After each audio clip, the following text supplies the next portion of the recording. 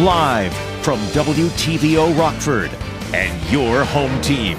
Eyewitness News at 5 starts now. A Rockford traffic stop ends with one person arrested and a gun off the streets. The case involves another teenager accused of a crime.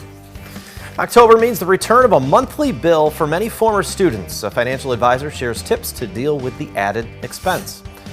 And an educational partnership celebrates more than 2 decades of work. Rockford organizers say both adults and children benefit. Good afternoon, I'm Eric Wilson. Mimi Murphy is off. A Rockford man is convicted for killing a man from Naperville. A DuPage County jury found Ernest Collins guilty of murder following a 4-day trial. According to documents, in January 2018, Naperville police were called about a missing persons case. When Michael Armendariz got into a car, Collins was hiding in the back. Collins shot Armendariz twice in the head. Collins hid the body in a garbage can at his mother's house. Someone found Armendariz's body months later. Collins is one of 3 people charged with the murder. A South Beloit man's arrested after police say they found drugs in his home. September 22nd, South Beloit police conducted a search warrant on Scott Hamilton's house. During the search, officers say they spotted a semi-automatic handgun and what they believe to be cocaine and fentanyl. Hamilton is charged with manufacturing or delivering between 15 to 100 grams of cocaine and being a felon in possession of a firearm. Whitney Pinney of Janesville was also charged with obstructing identification. She is not in custody. If you know where Pinney is, contact South Beloit PD. Police arrest a Rockford teen on gun charges. Thursday, officers pull over a car with 1 adult and 5 teens inside near Ridge and Sharon Avenue. That's a block west of Huffman. Officers say there was a loaded handgun in the car. They also say they found a loaded gun magazine in a satchel a 17-year-old was wearing. Police arrested the teen and took him to juvenile detention. He's charged with aggravated unlawful use of a weapon. An explosive device is found in a Rockton home. This afternoon, Rockton Police were called to remove potential explosive from a home on Wingate Place. It had been stored in the residence for more than 5 years. Officers called the Winnebago County Sheriff's Office bomb squad to evaluate the device. A bomb squad technician rendered the device safe and removed it. No word on exactly what it was. In March 2020, student loan payments were put on hold to help Americans deal with the economic impact of the pandemic. Those payments are back. Drea Baroni talked with a financial advisor who has some tips for local graduates. Drea, this impacts a lot of young people. That's right, Eric. More than 40 million Americans started paying their loans again this week after a 3-year-long pause. Nowadays, their college is so expensive, it seems almost overwhelming to a lot of people. As student loans resume, there are feelings of anxiety and uncertainty on how exactly to get those loans paid, especially for first-time borrowers. The first sibling to go to college, so I'm the first sibling to have any type of debt. So for both me and my parents, it was kind of a little hard to navigate exactly how we wanted to pay our student loans, especially when the government was going back and forth with the loan relief. Nobody really had a straight answer and was getting links to different government websites, and they were switching everything around. So when the final verdict came in that there wasn't going to be any relief, it was a little bit of a scramble to figure out when we are owed or when we have to pay back our debts and how exactly we have to do that. But there is help available out there to make the process go smoother. Most important thing you can do is to reevaluate and get a big picture. Andrew Burgess wants borrowers to know there is help available. Ignore that perception of you have to have a lot of money to work with an advisor, because it's just not true. You know, what people are generally have questions on are, how does this apply to me? What resources may be available if I can't make these payments? There's a lot of those scenarios, and it's specific to each individual situation, you know, but it's just a good thing to analyze and ask the questions. Burgess encourages people to communicate with their loan providers. If you do find yourself falling behind or, you know, wondering if you're going to be able to make the payment, is just reach out to your loan provider or whoever you're paying that debt back to, and just talk to them and let them know your situation, and they'll work with you. While the repayments just began, interest already started accruing a month ago on September 1st. The Education Department says borrowers should receive some type of billing statement at least 3 weeks before the bill's due date. Eric. Thanks, Drea. Construction is set to begin on a new building centered around helping Rockford entrepreneurs. Mayor Tom McNamara, with members from Think Big and Key Solutions, kicked off construction on a new small business incubator. Key Solutions is renovating the former Jerome Interiors Furniture building. The company will use the space to provide technical assistance, training, and development services to minority-owned and women-owned businesses in the community. Key Solutions CEO says it's all about increasing diversity. It means a lot because I was given an opportunity by Mike Harris, Mason Contractor, to even get into the trades. And when I was on those jobs, you see the disparity of the lack of diversity. And I said once I got into position, I would try to change that. You don't see many women on job sites. You don't see many minorities. So the goal is to become a pipeline in order to get those ones into the trades. Construction of the incubator should be completed by August next year.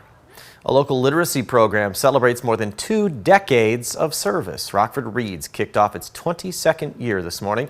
It's a partnership between the city's Rotary Club and the Rockford Public School District. The video you're seeing is from a previous year's event. This program is designed to enhance second graders' literacy development. Once a week, community volunteers read for as little as an hour at an elementary school of their choice. Rockford Reads Liaisons says adults and children both benefit from the program. I've been doing this for many, many years, and best hour of my week, hands down. I could walk into the school I read at with maybe a less than great mood and leave with a huge smile on my face. It's just so rewarding. Rockford Reads runs until the end of May. Volunteers are welcome to start anytime during the school year. If you're interested, you do need to fill out a volunteer form for RPS. A local program raises hundreds of dollars for child development. Mercy Health and Barnes & Noble recently partnered for 2 Books for Babies book fairs.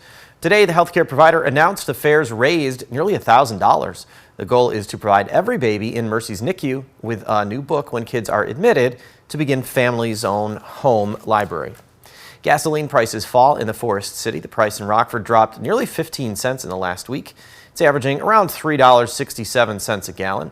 Prices are 20 cents lower than a month ago, 38 cents lower than a year ago.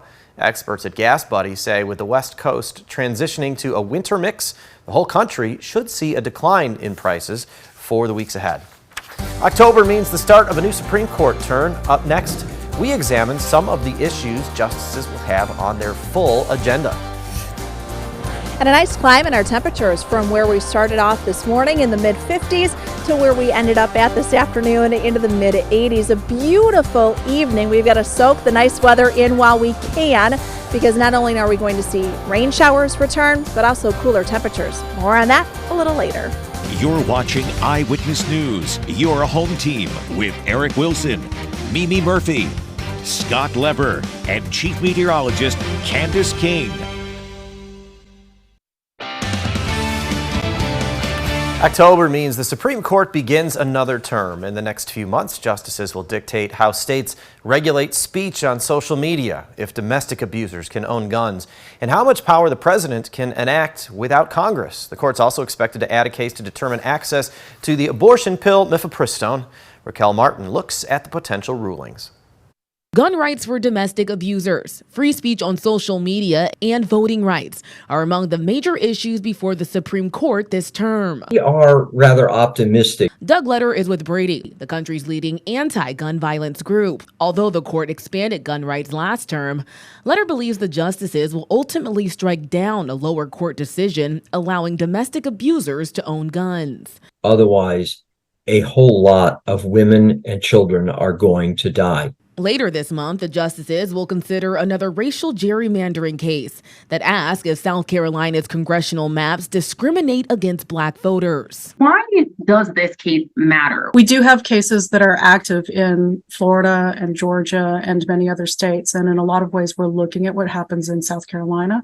The court is also expected to take up its first abortion case since overturning Roe versus Wade. This time, it'll center around access to the nation's most widely used abortion pill, mifepristone. Outside the court Monday, some progressive groups said they hope the fallout from Roe pushes the conservative court in a new direction. They're really concerned about what we're seeing, but the good news is I think the American people are really paying attention. The future of social media also hangs in the balance. Carl Zabel's Net Choice is urging the justices to strike down state laws that prevent sites from removing posts deemed false. The First Amendment makes crystal clear private businesses can say what we want to say. In Washington, Raquel Martin. September ends warm and October begins that way. Coming up, Candace looks at our above average week and when we have the potential for some rain.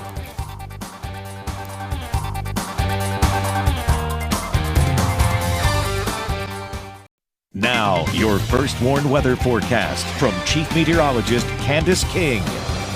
Well, good evening. Welcome back. You know, the weather has been nice these last couple of days, so I thought, why spend time in the studio when we can be out in the elements and enjoying what will likely be the last couple of nicer days that we will have here, because we know the beginning of October can go either way as far as the weather is concerned. There have been a lot of folks out here. We are down by the Nicholas Conservatory along the Rock River, kind of working our way from the Y, and eventually here by the end of the 6 o'clock, our goal is to end down there by the Rockford symbol. But whatever you have going on this evening, no issues with the weather, just absolutely gorgeous out there. So my advice would be to go ahead and take advantage of the nicer weather while you can, because we've got some big changes. Temperatures are going to drop in a big way here by the time we get into the end of the week and for the start of the weekend. With the nicer weather that we've had, you may have noticed a lot more farmers out in the fields getting soybeans out. So harvest season, it is here, it is upon us. So just kind of keep that in mind over the next several weeks, especially while we have these nicer days as they move from field to field. Just remember to share the road and to take your time. Getting out into the fields tomorrow will be just like today. We've had a breeze from the south and southwest, and that wind will continue tomorrow. Temperatures are back into the 80s for tomorrow afternoon. Wednesday, we have some rain that moves in, so may not be the best of days to get out. Doesn't look like a lot of rainfall, about 1/10 of an inch up to 1/4 of an inch coming in. Thursday, we've got rain showers that'll be ending, but just some cooler temperatures coming in as temperatures drop into the 70s. 83 for Freeport, Rockford, 84 currently in Rochelle and Sterling. Lots of sunshine out there. We've had a little bit of cloud cover from time to time, but around the state line, things have been very comfortable. The hotter weather, the above average temperatures, well, these are going to soon be coming to an end as we see some cold fronts work through. A couple of cold fronts, actually. First one comes in Wednesday evening. Next one comes in Thursday night, and it's that Thursday night, Friday one that'll really drop those temperatures down. Wind will pick up as well, so with that, it'll feel a lot colder than what we've had here these last couple of days. 57, that's where we'll end up for tonight. A beautiful and warm evening. Mostly clear skies, warming up quickly once the sun comes up tomorrow, back up around 86 as that summer-like heat continues. Winds will be gusting at about 20 to 25 miles per hour, so it does get a little windy out there for our Tuesday. Tuesday afternoon and evening, you'll notice a little more cloud cover, so by Tuesday night, our skies will be turning mostly cloudy. That'll keep our temperatures in the 60s for the overnight. This will then bring in some rain showers. I think Wednesday morning is dry, but as we get closer to noon, we'll start to see a few lighter showers move in, and that'll take us into the afternoon and evening. Could hear a rumble of thunder or two with that, but not looking at the threat for any severe weather.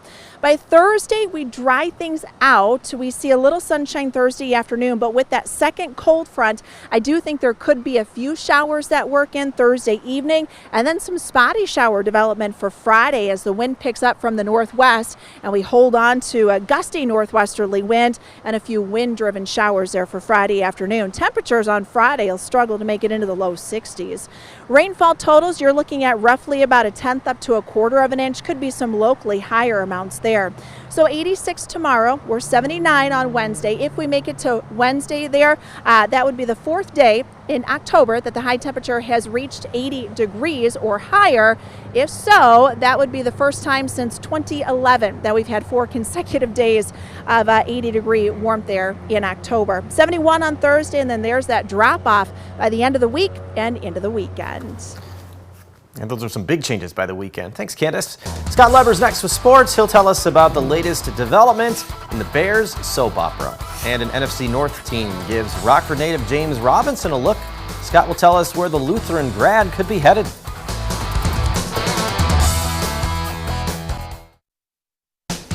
Now sports with sports director Scott Leber. The Bears' losing streak is at 14 games and counting. Number 15 could come this Thursday night when they take on the Commanders. If you're curious what the record is for the longest losing streak in NFL history, is 26 games set by the expansion Tampa Bay Buccaneers in 1976 and 77. So the Bears have a long way to go to reach that, but they're only 3 losses away from the 3rd longest streak in history, 17 games set twice by the Browns. and they're only 5 losses away from 19 straight, which would tie the 2007 through 2009 Detroit Lions for the second longest streak. It seems each week the Bears are finding new ways to lose. And the big news today is that receiver Chase Claypool won't play again this Thursday night. He's been told to stay away from Hallis Hall all week. He's probably suited up for the last time as a Bear. Yeah, we just feel that's the best for the team. Why? Yeah, it's just like we said, if we're in the building, we feel that's best for the team. We just feel that right now Chase is going to be out of the building. It's best for our football team. There's almost no scenario where a team would do this unless that player was done with that team.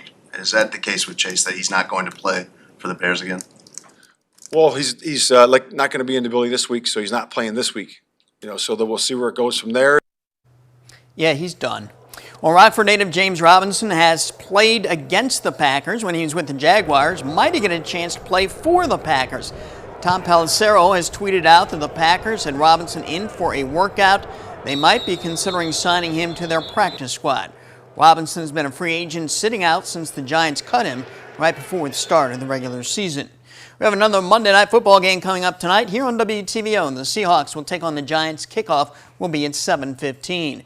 Well, the band is back together for the Bulls. They held Media Day today, and they begin training camp tomorrow. They hope to atone for a hugely disappointing season last year and finish 2 games under 500. They did win a playoff play-in game against the Raptors and then lost their second play-in game to the Heat. And the Ice Hogs are back. They held their first training camp workout this morning at the BMO. There are a lot of new faces on this team. Some familiar ones, though, were just assigned back to the Ice Hogs this afternoon by the Blackhawks. David Gust, Mike Hardman, Brett Cini, and Louis Crevier. I'll give you a better feel for how camp and this season is shaping up for the Hogs tonight at 9 and 10. At Sports, we'll be right back.